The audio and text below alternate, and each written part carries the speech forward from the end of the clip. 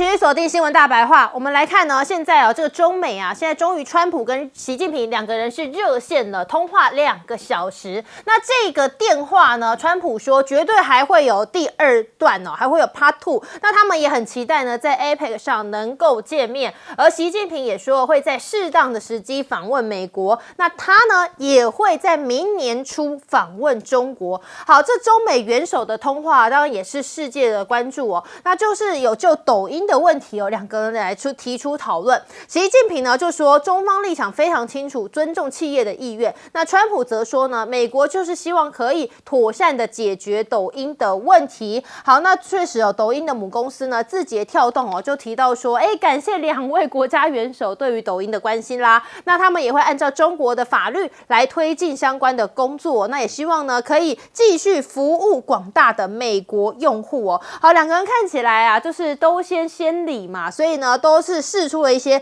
某种程度的善意纽约时报就分析说，这对北京而言呢，抖音这个川普视为连结年轻选民，也甚至是帮助他成功能够连任的重要平台那如今呢，能够在美国继续运作的话，川普呢就能够宣称他是什么？他是捍卫选民的权益。那另一头呢，中国也可以借此换取更多的谈判空间。所以呢，看起来这个是 win-win 的状况啦。可是中美呢，真的如这个电话来说的这么美好，这么大家都有善意吗？好，我们来看呢，就为了稀土的问题这大家都知道，一定是美国现在最重要的一件事情。所以呢，川普通话的前夕呢，美国的共和党议员呢就要求川普政府除非北京恢复对美国的稀土和磁铁全面供应，那否则呢，还是要有一些作为，比方说呢，就是限制或者是暂停中国航空公司在美国的降落权。还有为了稀土啊，现在呢，是不是川普呢也考虑要转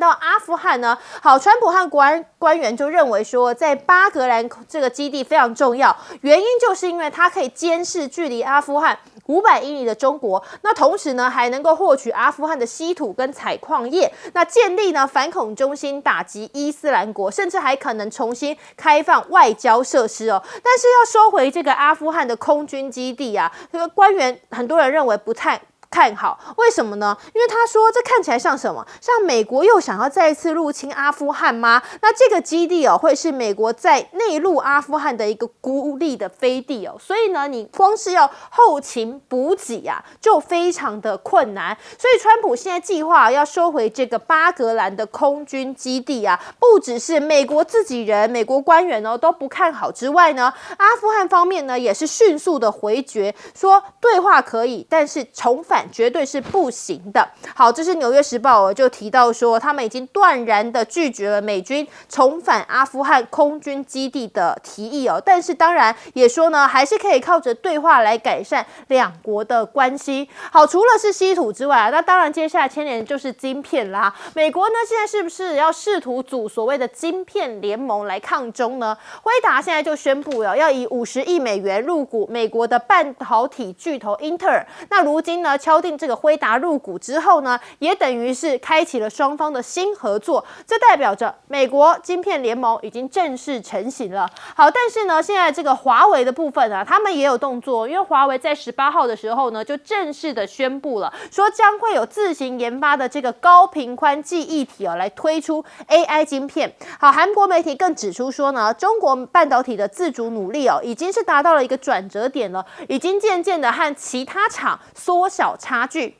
好，另外是呢，还有长兴也持续的囤积关键设备，有望说在2026年就可以来量产。那一直呢，这是被预期说会被列入美国政府的一个清单嘛，但是最终没有。结果呢，拜登政府没有办法将它列入的管制名单当中，接下来就是川普政府必须要来积极的面对了。好，美国的 AI 巨头CEO 就公开喊话川普说，就是因为川普的决策错误，才导致了华为现现在有机会突围。好，为什么会这样讲呢？德国蔡司就公开说，他说呢 ，DUV 是比 EUV 还要重要的，因为真正撑起这个晶片产业的其实是 DUV， 但是偏偏美国的制裁呢，却没有卡住关键的这个事情，而是反而让中国在成熟晶片的领域上成了最大的受益者，反而成为最大的赢家好，彬哥怎么看呢？这个美中进行的通话，美中元首通话，那么当然呢，大家也认为说呢，是不是对于很多问题有机会可以来解决？我看恐怕没有表面上看起来这么乐观哦，看起来好像是好消息，双方就 TikTok 这边达成了这样的一个协议，然后有望解套。可是现在传出来的消息是，就是 TikTok 这边看起来是有80%的股份要卖给美国人嘛。那但是问题是，美国真正想要的，也就是 TikTok 的运算法，其实 TikTok 并没有给你，所以美国要自己发展自己的大数据运算法。所以既然最重要的这个关键东西没要到，其实基本上你光是入股 TikTok 本身没有什么太大意义。对美国来讲，它的战略目标没有达到。那再来呢？你看哦，现在川普直接自己讲，他说明年初有机会去见习近平。对，所以这代表什么意思？代表很多事情都还没解决，所以今年是没机会。现在才9月多，再来讲想去，已经要到明年初了。对啊，已经到明年初，表示他们对至少未来2-3个月要解决中美之间的问题是不乐观的，所以他就已经把它定到明年初去了。你想想看，川普可以2个月之内飞英国2次，所以代表什么？他如果真的彼此之间的关系缓和下来，他随时都可以去啊。为什么要等到明年初？所以显然现在中美之间的谈判很多东西还是卡关，那彼此之间还是互不相下，所以这是很麻烦的一件事情。那你说现在他要用限制中国大陆飞美国的航班来威胁对中国大陆给稀土，我觉得这完全是不对等的一个东西。也就是，请问一下，限制航班谁会受害？美国的航空公司会受害，对不对？你就大幅减少中国大陆来的旅客，那中国大陆当然要进行一些商务的人也会变得很麻烦。但是这个跟中国政府之间有什么关系？不会有关系，中国政府不会受到任何影响。你说经济上的打击也不会太大。这个东西拿来要挟稀土，我觉得这个议员有点异想天开。这个2个完全不对等的一个东西，这根本没什么好讲。那川普很奇怪，莫名其妙突然之间提到这个巴格兰这个空军基地，说啊都是拜登的惹的祸啊，空手把这个基地就丢掉，不然的话这个基地离中国大陆最近的这个核研发设施只有100公里。那是不是只有这么近我是不知道了。可是请问一下，美国现在要怎么回去？重新派军夺回巴格兰基地吗？他如果想要这么做，对阿富汗军队应该是打不过他。可是问题接下来呢？你怎么守住这个基地？对啊，人家可以24小时不断，有空就打你一下，请问你怎么防？这个完全违背川普一上任的时候宣誓的，他绝对不会让美军陷入长期战争的这样的一个保证。所以我觉得这就嘴巴说说而已，他根本做不到这件事情。那至于说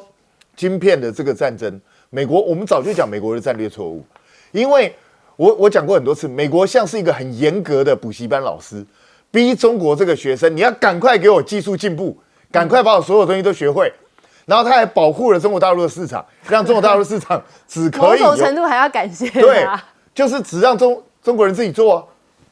所以他帮中国大陆创造了一个非常好的研发环境。所以美国真的是一个严格的老师，对，严格的老师才能够真的做得出来这个晶片哦。来，厉将军，美国现在来讲是非常非常的想要阿富汗这个机场啊，为什么呢？因为如果说按照这个英国的战略学者麦金德他所谓的他写的陆权论里面，其实他把欧洲跟亚洲当做一个大陆的一个板块，那这个中央核心的位置就是阿富汗，所以阿富汗自古以来有一个帝国坟场之称哈。从英国那时候从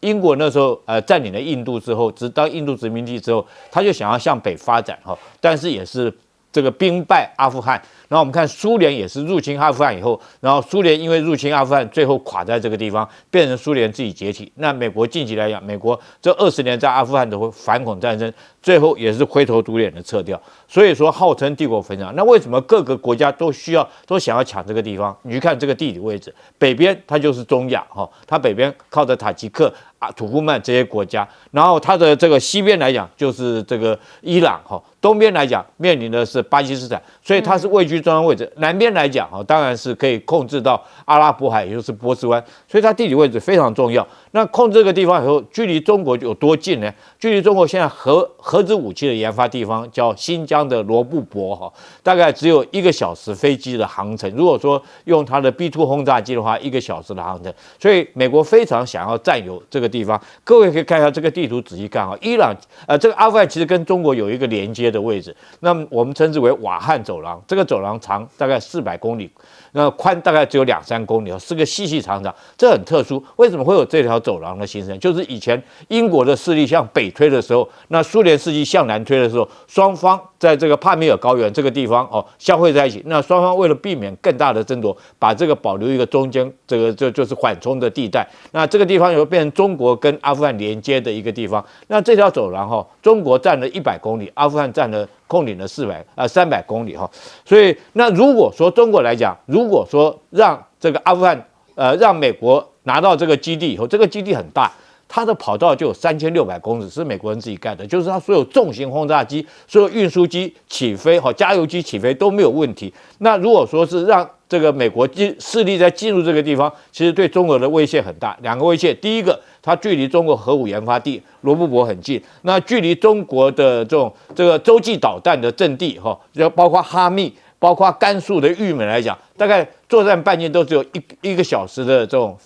这个轰炸机的航程。那第二个来讲的话，你看这个瓦罕走廊，它很快就可以连接到新疆。那连接到新疆之后，大家知道中国新疆现在来讲的话，它希望能够反恐嘛，能够维持和平。那如果让美国势力再进来，就乱了。那我们再看美国有没有可能进来，根本就不可能。为什么？因为我们大家都记得那一幕，美国当初拜登这个把他的这些他扶持的阿富汗的政权抛弃在那个地方的时候，我们看到塔利班去打他们这个政权的时候，那些原来帮美国人，他要逃啊，我不逃的话会被塔利班斗争啊，塔利班进来会被偷争，所以他们挤在机场，我想大家那一幕还历历如目。那站在飞机上，飞机已经起飞了，然后他们为了要逃命。站在飞机上面，后来那个飞机起飞以后，所有人从飞机上面从空中这样摔下来那一幕，我想大家这个历历如目，谁还敢帮你美国？你是如此的抛弃盟友，所以我觉得这是不可能的事情。但是我们由其中也看得出来，阿富汗这个地缘战略它的重要性在这个地方。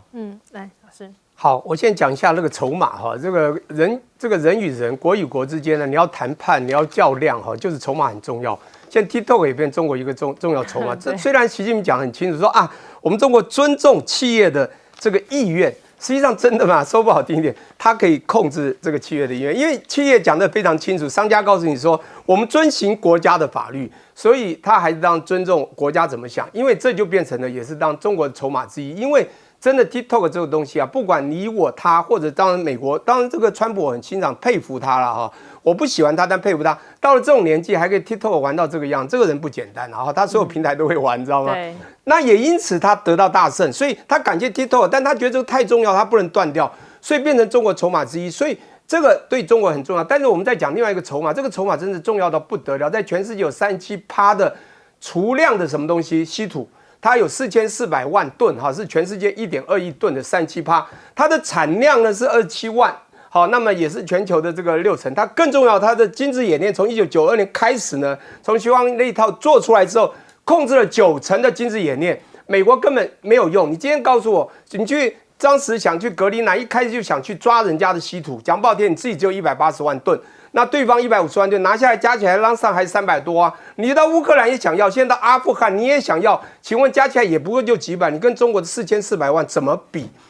而且这个东西都不重要，储量也不重要，产量你已经尽量开采了，你开采的量已经很高，你一年才有4.5万吨，但是呢还是中国的1/6。说不好听，你尽量开采，等到你开采完了，你达不到别的国家，这个国家就麻烦，也就是。现在稀土这个筹码握在中国手里，而且更重要，17种元素里面呢，有民用、军用，有低阶、中阶、高阶啊。这个重点就在说不好听点嘛，龙配龙，凤配凤。你今天用什么限制中国的航班到美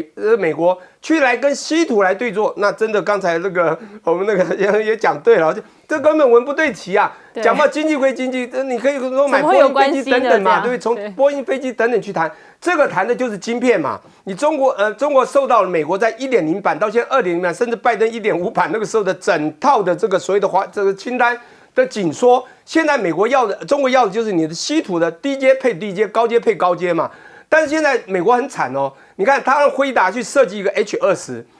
川普不放，今年终于放了，没有几个月，中国说不用，然后辉达呢现在还出了一个叫做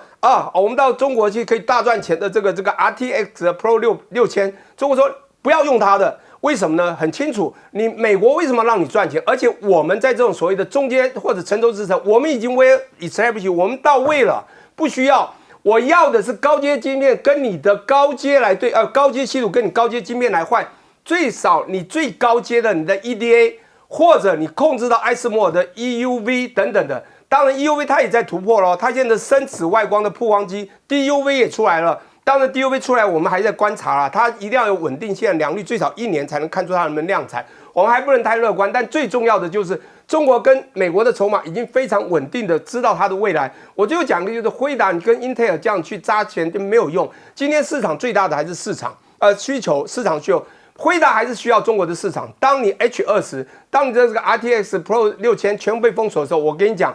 你会发现美国在这个晶片的获利也会出现问题。那么当然，因为不管你黄群是哪一国人，现在重点就是辉达就是美国厂，所以中国呢一定也会在这里制约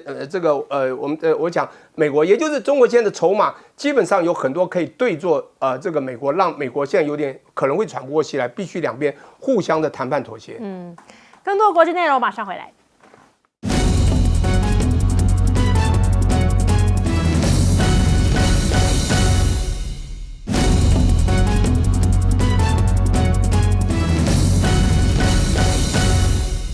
欢迎回来，新闻大白话。我们来看呢，是现在这个耿爽呢，他就在这个80届联合国的大会上是9月19号这一天，145票赞成了，5票反对针对这个美国在巴勒斯坦的问题。好，那现在呢，这个中国的常驻联合国副代表耿爽就说，美国在巴勒斯坦问题上长期奉行的就是失衡的立场一直想要抵制联大和阻碍联大以及安理会袒护纵容。那当然呢。现在呢，在这个结果之后呢，现在就有这个反对战争以色列报道呢，就以色列时报呢就提到说，有将近9000名的以色列人他们在会议当中签署了一份名字叫做“反对战争、支持承认”的请愿书呼吁呢世界各国在联合国的大会期间要承认巴勒斯坦国。好，那美国国会呢，甚至也出现了第一项这个敦促承认巴勒斯坦国的决议案而且呢，这是由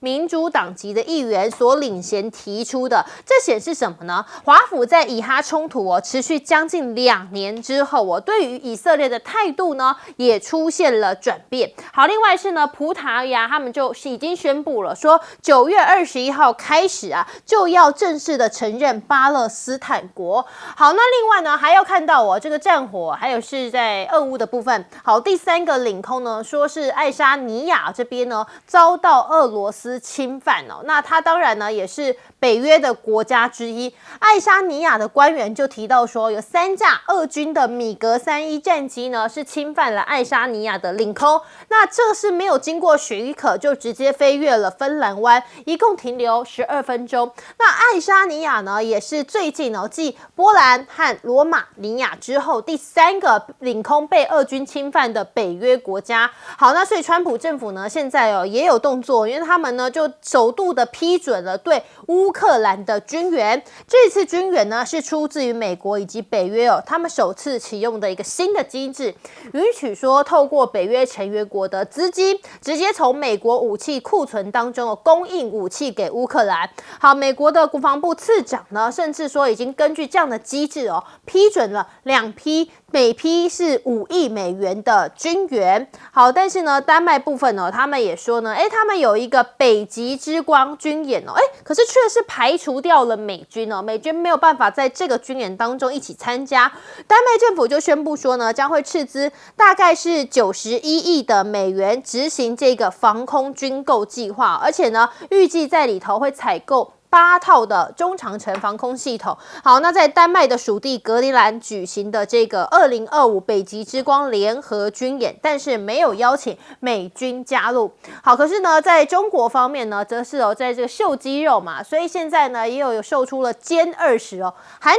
航展当中呢，一次性就出动了4架的歼20，我就看到我们画面上呢，就是在航展当中所呈现的画面哦，这一次4架的歼20呢，上演的是4机对冲精彩的瞬间啊。另外呢，也有新增了空警500以及歼20双机编队的空中表演内容，甚至呢，为了要强调这个战力呢，还有所谓的运20也在空中展示空中加油的能力哦。好，另外呢，是我们看到在这个2025年前其实呢，现在也说既然歼20战机呢现身在长春的航空展可是美国当年是怎么预测呢？美国前中央情报局的局长就说呢，中国要在2025年前拥有5代机的可能性很小。结果在2011年歼20首飞之后呢，他已经先修改了这个预测。不过在2025年的时候呢，发现中国已经列装了300架的歼20了。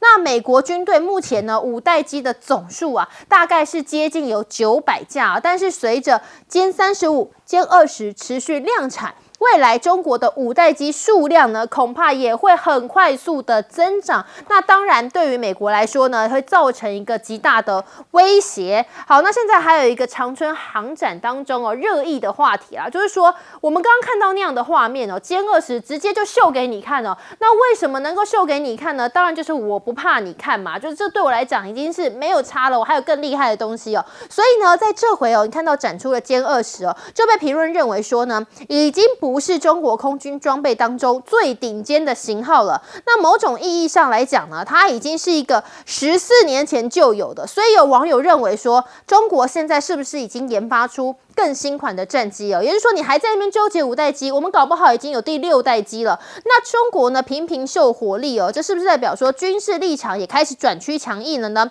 因为评论也认为说，习近平把北京定位成世界新秩序的一个权力中心那大陆的国防部长呢，甚至也警告说，美国不要随便想要遏制中国干预我们。那华尔街日报呢就分析说，中国是希望重新塑造一个国际体系来获得更多的影响力。那未来在跟美国较量的时候呢，就可以掌握更多的优势好，我们先请教厉将军怎么看说在这个当然这个大家秀肌肉的同时可是在巴勒斯坦的问题上呢，美国被认为说是蛮横无理。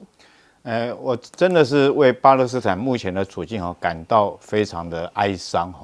这个你能够想象说是这个在电影里面我们看到那种恶霸入侵，开着钢铁洪流的坦克车，拿着机枪对着无辜的这种妇孺老幼，再用机枪扫射，再用大炮轰击，再用坦克碾压，那种场面我们可不可以想象得到？我们真的很难想象，在21世纪的现在人类居然有出现这么恶魔般的动作，这么如地狱般的景象，那居然现在就出现在加沙走廊地区那但是全世界各国来讲，我觉得现在对这个美国跟以色列这种行为，大家也莫可奈何这个我个人来讲是非常的悲观。我认为这个以色列现在正在做的就是一场屠杀那当年这个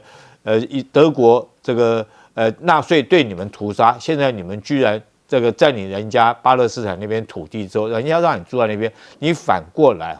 对人家屠杀，又要抢夺这块土地。那第二个，我们看一下其实北约，我觉得俄乌战争现在正在面临很关键的节点，因为这次来讲的话，虽然说是这个俄罗斯的战机飞过爱沙尼亚上空，但是这不是第一次。大家要记得说是在上个礼拜，它是到波兰上空，到波兰上空的时候，它是用无人机过去，然后那时候北约紧急起飞了所有战机将这19架无人机击毁。那时候距离说是跟北约开战大概只有一线之隔嘛。我们知道这个所谓北约就是一个国家被揍的话，那其他国家要共同来帮他打那是第5条。那现在是启动了第4条，第4条叫磋商。就我很明显的，如果说是波兰那边他用无人机，那发现你北约你只是个纸老虎这个你也不敢说真的启动第5条。我跟你讲，现在来讲，普京就加大力道，他用有人机到爱沙尼亚上空去跟你飞上12分钟，12分钟战机在上面飞，爱沙尼亚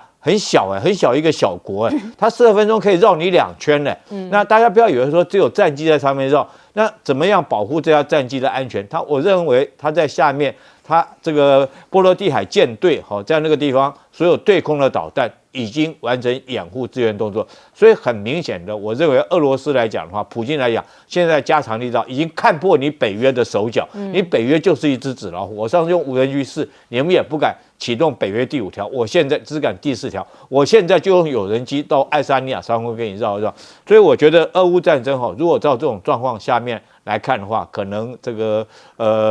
乌克兰这个北约不再支援乌克兰的可能性已经慢慢提高了，因为就是纸老虎嘛。那我们再看歼20这是很明显的战忽局这个美国来讲军事情报那么强，居然错误的研判说是中国军事工业歼20的生产能力居然有这种误判。当然后续来讲的话，我认为说歼36应该很快就会出现了。对，这可能是接下来美国赶快来补齐了。来，彬哥，我觉得美国现在自己在把自己过去建立的世界警察的形象完全抛弃了，因为他在很多地方都不但采取这种强取豪夺、完全土匪的作为之外，在加萨走廊的这个问题上面，他连最起码的、最基本的人权都完全不顾，然后一股脑的去就是跟着以色列走。那虽然你看民主党现在好像有几个议员提案说，哇，这个不行啊，我们也要承认巴勒斯坦国。跟你讲不会过的，因为在美国这个国家已经被犹太人把持住了，所以在犹太金主的强大压力之下，美国现在就是被以色列牵着鼻子走，以色列叫他干嘛就干嘛。所以为了以色列，美国把所有的自由、民主、人权，过去美国所标榜的价值完全抛诸在脑后。所以美国既然已经破坏了自己建立的国际秩序，那当然国际需要新的秩序。所以我老实讲，不是习近平在寻求一个新的秩序，而是你美国自己把国际秩序打乱，那当然要有一个国家挺身出来扛，也不一定是一个国家出来扛，也许是好几个国家一起扛啊。那美国自己要造成这样的结果，你要去怪谁呢？那普丁现在其实他为什么最近动作这么多？因为北约最近动作也很多。就一直在那边讲说要声援乌克兰啊，要支援啊，甚至要派兵啊，然后提供大量物资啊。所以普丁就在想，你们是出嘴炮是吧？我就真过去给你看。我飞机就飞过去看你北约敢怎么样。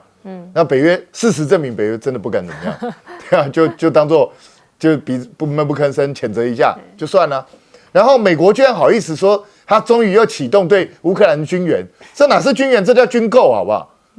是欧洲出钱跟美国买武器，然后拿去给乌克兰用，这怎么会是军援呢？是赚钱的啊。你要军援也是欧洲的军援啊，跟美国有什么关系？美国就是个卖东西的人而已啊，不就这样吗？所以美国以后的态度非常明确，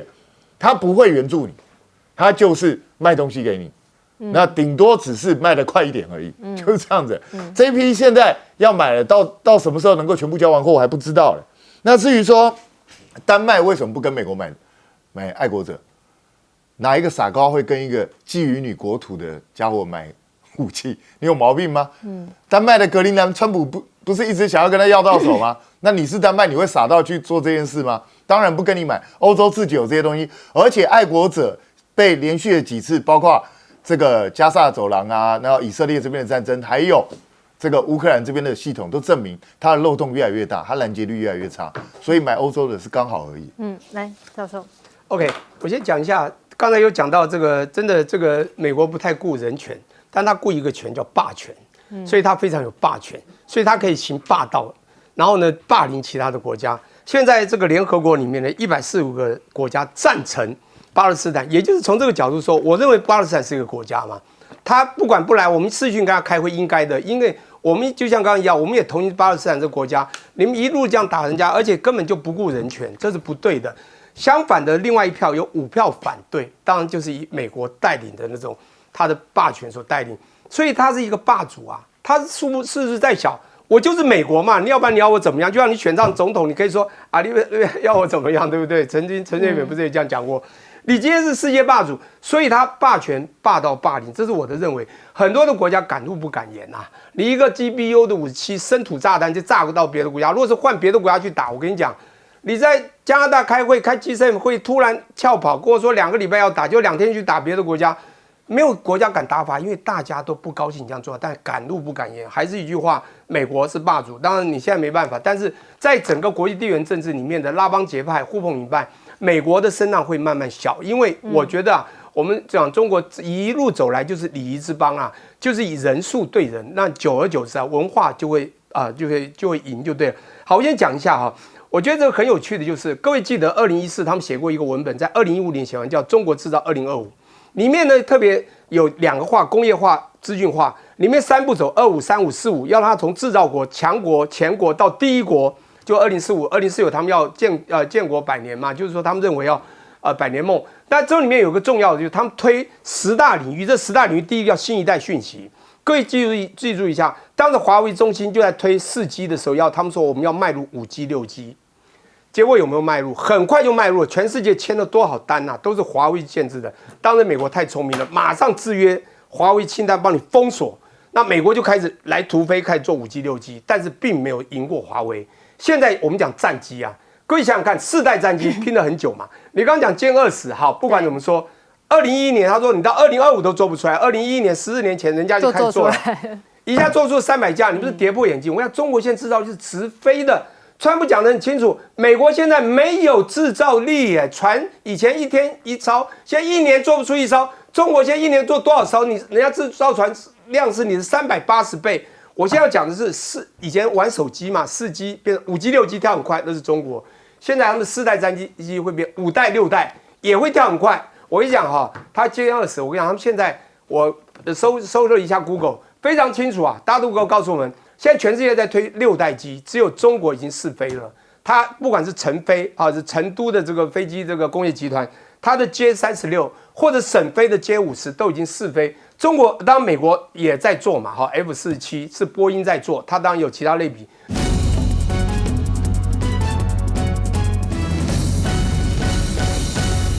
那当全球都在看川习通话这个将近2个小时，你看看从昨天到今天那么多赖总统的所谓国防行程里，一个字都没有提，只是说我们会增加5%的军费，完全不提如何因应，仍然不能怀疑美国看到了川普跟习近平通话这2个小时，提早哦，本来台湾时间昨天晚上应该是9点钟才开始，8点钟积极上线，然后在对话之后呢，确认几件事情，包括了。他说感谢习主席，他是一位绅士，我们关系很好。然后在他的 Truth 里面再次的发文说，这是一通非常好的电话，我们会再通话，我们都期待在 APEC 见面。习近平会在适当的时机访美，而自己会在明年初前往中国。川普之前宣布的是希望在今年能够去访中，但最后看起来是 APEC 之后可能在明年才要访中吗？那这个特别对话的内容里头，中方特别回应说，美方要避免单方面苛征关税啊。这个通话呢，大陆的官媒不像以往2次采用应约哦，你要求我嘛，好吧，我就配合应约。这次反而是相对互相都有更多的善意在其中。中国官媒2次都是讲习近平应约这个事情，这次官媒没有这样的字眼之外，还有在官媒的这个另外一个频道牛谈情谈，最重要的一通电话，资讯量很大。这内容是习近平告诉川普，我们邀请了飞虎队遗属登上天安门城楼，中国人民不会忘记美国对于中国的各种宝贵的支援。川普很高兴哦，就是之前这个在抗战庆祝欧战啊，我们赖总统还大肆庆祝的时候，川普很不高兴嘛，说你要谢谢美国的恩情。川普很高兴，然后再一次特别强调中国纪念抗战胜利80周年的阅兵仪式非常精彩。而通话里对中美关系有重要的指引是，川普极大的不确定性。大陆还是那句话，他强任他强，清风拂山头啊，他横任他横，明月照大江啊。所以川普谈抖音这件事情，大概中方也做了让步。现在美国的媒体说，费用呢是有数十亿美元的各种投资跟交易，习近平批准抖音让美国交易可以完成顺利。华尔街日报引述知情人士说，这笔费用会由抖音交易的投资人支付给美国政府。那由于美中的协议还在谈判最后的阶段还没有敲定金额，但有可能会高达数十亿美元。那母公司深夜也回应了，依法只要中方政策已经定下来之后，也许未来它的所谓的持股比例可能是到2成，但是仍然感谢这一场对话的关心，字节跳动按照大陆的法令进行相关的工作，然后美国看起来所有用户可以继续留下抖音了啊！很多的分析都说，从赤裸的抢劫变双赢。那纽时特别讲习近平如何用抖音去让拉拢川普。多年来，大陆的官员都痛批美方要抖音出售这种做法是对于私营的企业加以掠夺、赤裸裸的抢劫。那如今却配合说叫做双赢，纽时就认为啦，这代表抖音呢是川普要连接年轻选民、帮助他连任的重要平台，所以让中国大陆呢借此换取更多的谈判空间，集中于关税、科技舞台，还有台湾核心议题。那台湾核心议题会怎么谈？当美中关系越来越好的时候呢？科技很重要。在大陆的部分，华为的官宣反击辉达哦，辉达本来两边讨好的时代看起来要过去了。他们认为这次发布的新系统呢，支援的 AI 加速卡规模已经高达8192张，代表辉达计划在明年下半年上市的这个所谓的算力呢，比它更高了6.7倍。所以华为轮值董事长徐直军直接公开的喊话，尽管短期之内晶片的性能跟辉达是有点差距，但是华为现在不会输了啊！开创了超节点跟集群的这种 AI 设施基础的新范式之后，不再一直要依赖你美国的晶片，所以中国大陆的 AI 晶片国产化吹起号角，反而让美国的银行方面都加以担心，未来这个快速的崛起，连白宫 AI 顾问都急，是不是最近的事态发展反映出来，大陆已经不急需我们的晶片了？用晶片去卡中国的时代是不是过去了？双方差距正在缩小，而且白宫这个沙皇 AI 沙皇啊，萨克斯还特别讲，哎呦，我们赶快要改变这战略喽，必须允许美国的晶片公司向海外销售美国技术线哦，要不然的话，尽管很难满足安全要求，否则会卖不掉，而且我们会输啊。跟中国大陆的 AI 竞争当中，将军先看看这次两个人通话，而且确保了明年访中行程。因为中美的贸易作战，不管打成什么样，双方都会有损失的，所以有希望他们能够达成协议。所以只要稍稍有一点进展了，大家就在那鼓舞生平了。其实 TikTok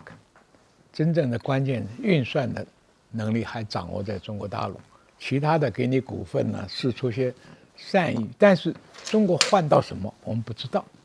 啊，那现在的问题呢，我的猜测，大豆是马上的川普的急的，因为9月份这样我们可以买少一点吗？问题现在我跟巴西已经买够了啊，对不对？是啊，那你拿什么来换？但是呢，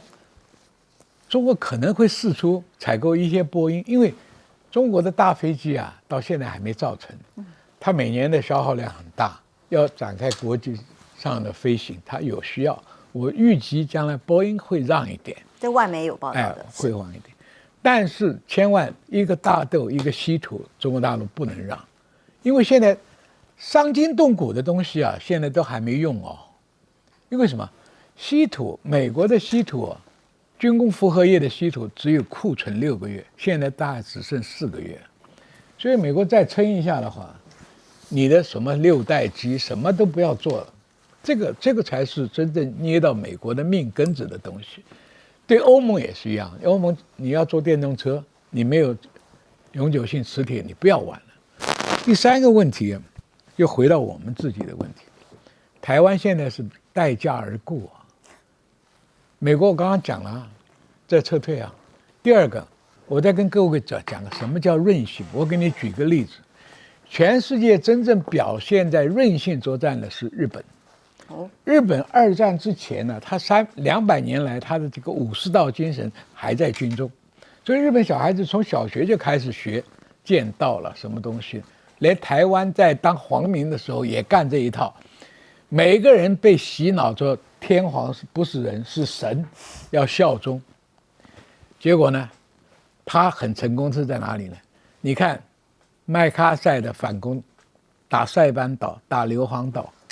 日本守军才2万人，打到最后没有50几个人，全部战死。他那个叫韧性。到了美国最后算我要攻打日本本土的时候要损失多少？要损失100万军人。所以才有原子弹上去。这个韧性，台湾要不要学这个韧性呢？哎，这个韧性在日本已经发挥到极点呢。老百姓还可以说不投降，在美军这里，琉球有500个老百姓跳岩自杀，这个洗脑洗得多彻底啊！台湾能做到这个韧性吗？刚刚严老师讲，没有一个小孩愿意，连当兵都不愿意，没有像日本硫磺岛、塞班岛躲在地洞里，一个都不出来，被你烧死，被你炸死。才2万日军呢，美国死伤5万呢。我们要用这个韧性吗？润到最后2个原子弹来了，什么也不要润了。所以这个问题啊，那你前面看那个步枪，步枪就是打城镇作战唯一可以用的地方嘛。那韧性，台湾有这个韧性嘛？所以再看，我讲台湾会被卖掉的嘛，在川普眼里，什么都是用价钱可以换的。当跟中国大陆的关税也好，什么东西也好，科技斗争也好，经济斗争也好，到时候台湾让掉啊，不是不可能啊。因为这个商人一辈子，他现在做的就是全世界去捞钱呢，不顾一切代价就是要 cash， 对不对？搬厂、捐钱、投资、买军火，哪样不是跟钱有关系？所以这个台湾老百姓该醒醒了。美中极限对抗的时代阶段看起来已经过去了，现在开始融冰了吗？这场对话之后，哇，又要互相互访，那么代表的意义跟讯号是什么？昨天这通电话非常重要啊，其中大家的形态上来讲的话呢，第一个就是川普急了要通话，然后第二个的话呢，事先的这个前面的话呢，美国国务院讲到台湾地位未定论的话呢，整个气氛不是非常好啊。然后呢，第三个的话呢，就是说是这个他们自己的要谈的议题非常多，主要是分成这个科技跟关税啊。那么提早开始是一个非常重要的一个讯号，表示大家都迫不及待要接触。然后谈了2个钟头，大家要了解，2个钟头的谈话中间透过的话呢，就是1个钟头交换了。我们这个节目也就是1个钟头，可以谈很多东西啊。大家要知道，这个翻译时间大概是1半。然后当中的话呢，里面讲的一个事情哦，我一看完以后，如果我是赖清德就完了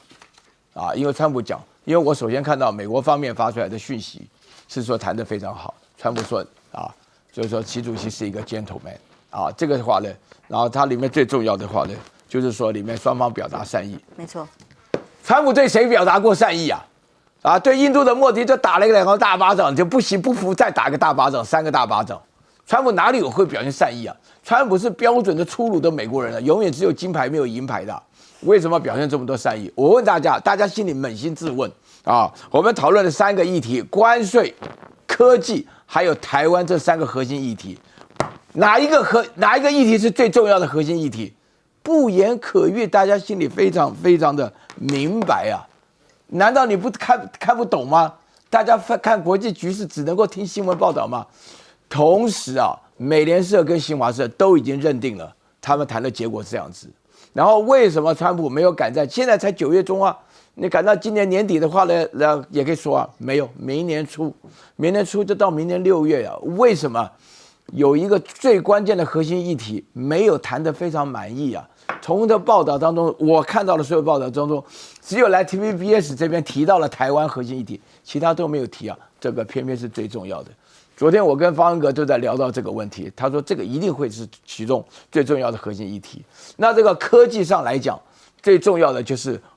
不晓得大家有没有注意到，华为、阿里巴巴，然后寒武纪，那边就连这个百度什么的，他们通通在搞 AI 芯片了。那美国的商业部长卢特尼克他在讲说，哎呀，我们第1级不给他，2级不给他，3级不给他，只给他4级，让这个中国永远依赖这个美国的科技。这种话看完93阅兵。那个卢特尼克根本就是一个无知的人了。我见过美国人最无知的长相，就他那个样子，怎么可以讲这种讲这种话呢？这对于人家多大的羞辱啊！人家中国人本身来讲，现在已经进入了这种新的抗战时期啊。这个科技战是最重要的问题啊。那么大家发展的话呢，我觉得华为现在啊，他们那个徐经理他们讲的话里面说的是说，对了啊，你那个因为你现在可能是领先一段时间，但你有没有想到？我们卡住你喉咙的一个是大豆的话，我们买不了；另外的话呢，稀土我们卖不了。那现在剩下的东西的话，科技我们迟早会追上。你有没有想过这种问题啊？你会发觉说，大陆现在的态势，经过93阅兵以后，非常非常的高啊。大家要了解，我们要解读这场这个电话会的时候，谁主动谁被动？我跟你讲啊，那个川普是极其被动的啊，人们会主动讲说我们聊得很好，而且我还接下来想要去这个北京明年初访问，对不对？你有没有听过习主席讲说，我们要到美国去回访？啊，只有发表讯息的讲说，我们也有可能会回访，所以这里面就说清楚，大家要了解这个态势。首先，这2位是先在 APEC 会见到面，这已经是拍板确定。那本来有很多外籍的专家也分析，有可能是在 APEC 之后直接到了亚洲，往中国去访问。现在川普的宣布是到明年，可能也还在观察互相的底线有没有谈到真的双方都想要的那样的合作氛围。我想，前一段刚刚有提到这个，在这个 Foreign Affair 这篇文章啊，就是过去在80年代的时候，美国那个时候觉得说，中国崛起，但是呢，很多人观察家认为中国就是一个 status quo power， 就是一个维持现状，就是在亚洲、东亚地区啊，不会跟美国在全球称霸。可是过去20年的感觉，至少美国现在有很多这种的。恐中症也好，仇中症也好，他们就觉得说中国就是在挑战美国的地位。那虽然我们也看到北京放出来的讯息，就是太平洋够大，世界够大啊，就是我们不会去挑战你的。但是美国一堆人不相信嘛。这篇文章不是啊，这篇文章就告诉你，中国其实它内部的问题更多，它更想要管他自己的事务，没有更要跟你美国去搞。所以你美国不要每天搞一个假想敌，对，每天搞个假想敌。我认为这篇文章跟川普现在的想法是很接近的，就是说，你看他要的什么？他说我科技要维持住啊，我的这个贸易我要保持我的优势等等。他没有想说在军事上面要特别要跟中国大陆搞一个什么这个军备竞赛。这就表示他对大陆的解读可能就是说，他的 status quo， 他的那个维持现状的，他的那个范围其实就是台湾。所以我们台湾要稍微注意一点，就是他不会跑到你的什么太平洋的这个夏威夷，他不会去威胁你关岛啦这些，但是他对台湾他的兴趣是大的。所以他们这次虽然没有谈到，可是透过了 TikTok。这个氛围谈判，他们觉得谈得不错啊！你看4次的欧洲会谈啊，到最后敲定这个能够敲到 TikTok， 他们2个通话，就表示什么？前面这个下面的人铺陈的都已经完毕了，都可以顺利了，然后让你们2个人通个电话，就是交易成功嘛。那如果这个氛围持续，关税也好，或者是未来的科技谈判，甚至是台湾的谈判，也可能会比较是一个融合的。因为川普为什么这一次对习近平说他是个 gentleman？ 因为他领教了普丁，在过去给他吃的排头啊，让他觉得很没面子，因为他也是事前放了很多讯息啊，结果好像还说可以谈成什么都没谈成，都是比较值的。对，所以比较相对之下，他当然要说习近平是 gentleman 了。是川普，当然他的到世界各地去各种的形象，有一个关键就是要有很奢华的排场，始终如一。他到了英国得到非常高规格的待遇，包括住在温莎古堡啊等等的。这个场面是跟小朋友一起梅兰妮跟第一夫人一起见面的时候小朋友很天真的问话，好像也显示了川普的形象。听听这段画面。Yeah, no, we're not listening to him. No. Ready? 1, 2, 3. 小朋友好可爱，我知道他是谁？他是下一个王妃嘛？因为好像国王跟王妃这样的概念天真发问因为川普就是一定要像当称王一样的，在世界的行为里面所呈现的形象。那在伦敦5000人怒呛川普是独裁者，显然在他的心中可不是像小朋友那么天真的，是个王，这个王妃吗 ？BBC 专访了巴西总统鲁拉，特别讲我跟川普没有交集。现在极力对抗的极限对战里头，中国大陆已经出现了转圜。那普京也见过面了，巴西呢跟印度一样，印度好像也有机会发出了爱的讯号，但是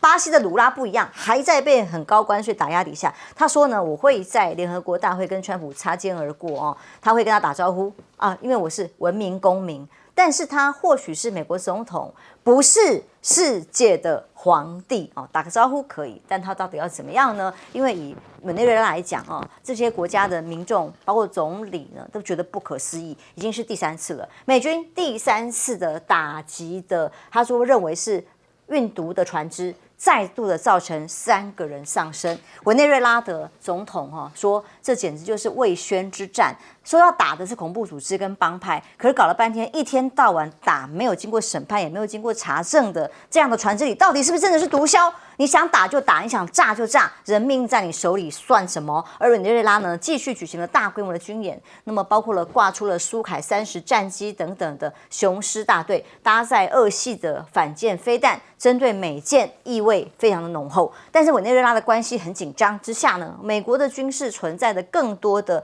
分裂跟对抗的氛围，包括了圣地亚哥领导的母亲反战组织，最近吸引了数百人参加的抗议活动里头，反对军事扩张的这样的抗议民众都认为，不管州长说什么，都不想要跟委内瑞拉拉开战线，也不想宣传任何能带给他们最大利益的言论。川普呢，继续大家 CNN 的形容叫做柿子挑软的吃，欺负像这样委内瑞拉的国家小国家，但是让社会沉默，打着民主的旗帜，其实玩的就是专制吗？那当然，对媒体一直批评他们不开心啊。川普继续的大骂哦，我坚决反对。支持言论自由，但是反对新闻节目跟我作对的情况之下，不是新闻自由啦，好消息都变成坏消息啦。不知道他的好消息是指去攻击船只吗？就说这是好变成坏消息啦，这违法啦。所以当97%的报道都是对某人不利的时候，那就不再是言论自由了，简直是骗人。所以他关了一个美国的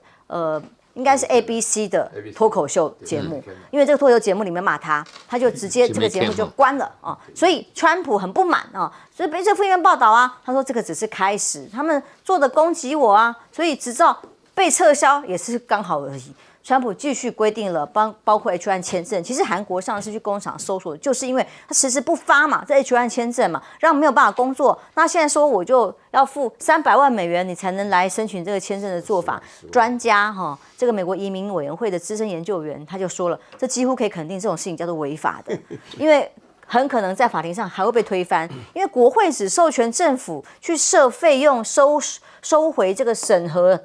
申请的成本。我没有说你可以去漫天喊价，任何的法律授权你征收只在限制签证使用的费用啊，可以喊到300万美元，知道哪里来的？而法官也继续打脸川普说，在《纽约时报》的官司里头啊，川普提出了，哎呀，《纽约时报》老是在攻击我、批评我，所以常年来，他讲的是常年超过10年以上都在攻击我，所以他提出要求《纽约时报》要赔他150亿美元呢，这个诽谤案，结果呢被这个法官直接驳回，说拜托你律师提出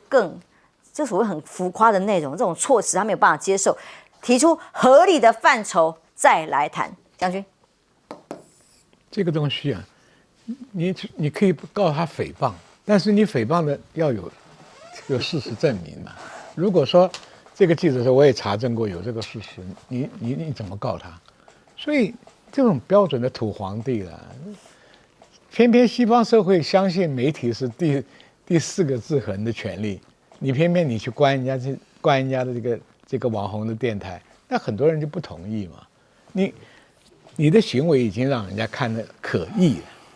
你看到伦敦去啊，你以为所有人都欢迎你吗？5000个人抗议啊，还把你跟那个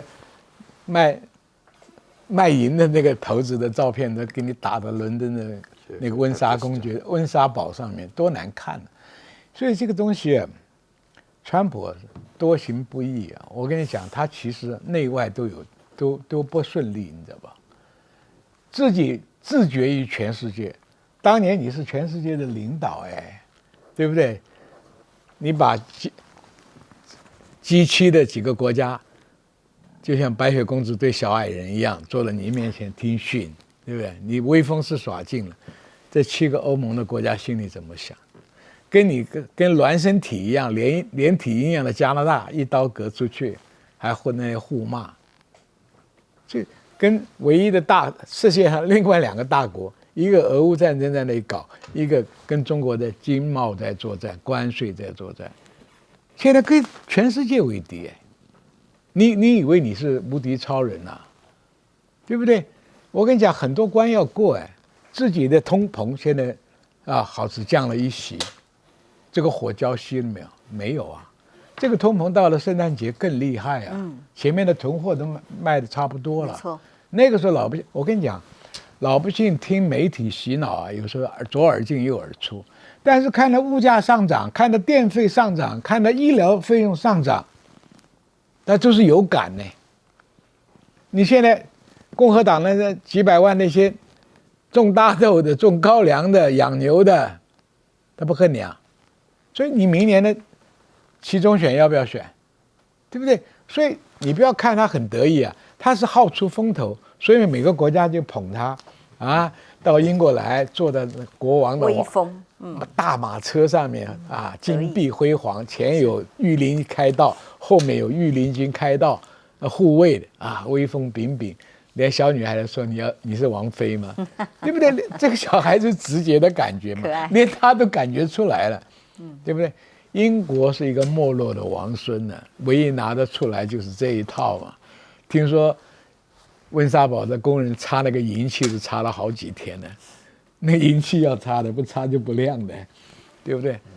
他就是要出风头，所以跟习近平打电话，G20也要见，我看。等到川普访问习近平，可能要在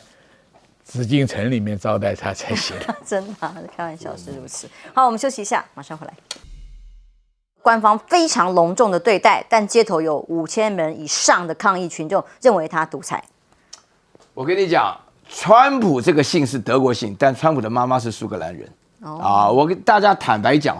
不管是苏格兰人也好德国人也好了，他们到美国呢，他们对英国呢有这么一点点的这种贵族情节了。因为美国人到了美国去打拼以后然后呢，英国人的话呢，就是他们原来的话呢，就是在欧洲情况下表现的话呢，我以前就常常有一个故事，就是说欧洲国家大多数都有国王，然后美国人的话呢，就是一方面呢就觉得很得意，他们民主没有国王。另外很羡慕欧洲人有这个国王，那这个大家知道，川普的英国情节到这个时候表现得特别极致。他的老婆梅拉尼亚的话呢，是从这个斯洛维尼亚来的。那对于这个英国的皇室有这个机会做到 First Lady， 在美国这样的话呢，他原来是个模特儿他能够有这个机会麻雀变凤凰。那到了英国的这种表现，那英国人的话呢，的确了，现在只剩下这个了英国只剩下大概就是说是王室的礼貌啦，就是一口好听的英文啦，然后川普看到 Stammer 的时候就讲 ，Stammer 讲完话以后还眼巴巴的看着川普有没有同意他讲法，川普的回应就是说，哎呀，这个腔调真好听对不对？大家都记得非常清楚。对，因为如果说美国人就是非常喜欢这个叫 British accent 这个美国人喜欢这个。那在这种情况下呢，但是我觉得呢，那个伦敦的人呢大家可以仔细看一下，伦敦的有色人种未必反对川普，但是伦敦的里面的纯白人的话呢，就是这5000多个人在伦敦是非常反对川普的。最主要原因就是川普的确干得非常过分对于委内瑞拉的时候呢搞了这个驱逐舰不说底下还有这个核能潜艇大家知道核能潜艇是一个纯粹是一个攻击型的武器对不对？打委内瑞拉的毒贩要搞到这种地步那个企图当中的话呢，不晓得是怎么样想法大家都觉得非常难以理解。那另外的话呢，就是说美国本身的社会面临那个大分裂。大分裂当中呢，我们所熟悉的州，像什么加州纽约州或者伊利诺州什么的，我们觉得我跟大家分裂美国的大分裂反对川普的跟支持川普的话呢，你看大学，只要排名在100名前的大学的那个所在地的人，基本上都是比较反川普的那另外的话呢，就是大家很明显的就会感觉到，川普做了很多决定，会让美国在不知不觉中形象受损。记住美国人其实是蛮要面子的好，我们休息一下，马上回来。川普除了全球开战，当然也对国内的媒体。我想第一个就是我们从委内瑞拉这件事情这个是弃毒嘛，算是但是你这个国与国之间的，我觉得你还是要遵照国际的规范。所以，而且美国是透过从波多黎各这个中继去委内瑞拉，所以这个圣地亚哥这个女士，她所这个领导的这个 Mothers Against War 就是反对这个战争，母亲反对战争这样的一个组织，为什么可以吸引那么多人？波多黎各觉得说，我们都是拉丁美洲人，结果是美国人好像透过我们，好像我也有参与，你知道，就是英文最爱讲一句 complicit， 就是说我默认了，我也在里头有共犯了，变成一个共犯。那我觉得这一点是刚好是菲律宾那个 Ressa 哦，就是他那个得诺贝尔和平奖 Maria Ressa， 他特别讲的这位过去的记者，他说川普这种态度，他说我在菲律宾领教过，当年杜特地就是以弃毒为名啊，乱杀啊，然后呢也破坏各种言论自由，对他来讲也是。那现在国内批评川普的变成是哇，你的这个 talk show 再怎么样，大老板都搞错，所以美国的媒体有讲，他说很多人都以为你去捧川普的 LP， 可能他就会有好处，但是结果没有啊。